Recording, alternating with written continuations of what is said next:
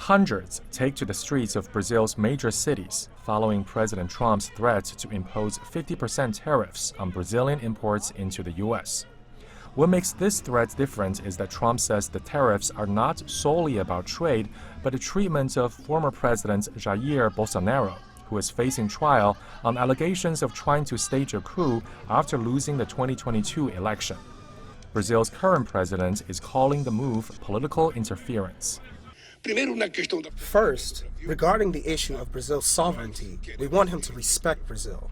Trump has also called on Israeli courts to drop the corruption charges against his ally, Prime Minister Benjamin Netanyahu. This week, the U.S. also imposed sanctions against the United Nations official who has made negative comments against the U.S. policy over the Israel-Hamas conflict in Gaza.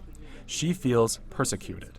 I've been smeared, attacked, I've received threats, and this has been relentless for the past 16 months. Me and my family, we have been all defamed and threatened, including my children. There are many other examples, threatening tariffs against Spain for not agreeing to increase defense spending to 5% of GDP during the NATO summit in June.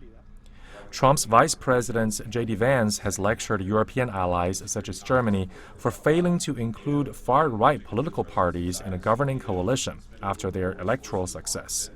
Trump also backed the political opponents of the current Canadian and Australian prime ministers during their recent electoral campaigns. Much of this interference is rhetorical, words, not actions, but deeply unsettling to nations used to quieter behind-the-scenes diplomacy not conducted via social media and television. The question for nations trying to safeguard their sovereignty is, will Trump follow through on his threats? Victor Ning, CGTN, Washington.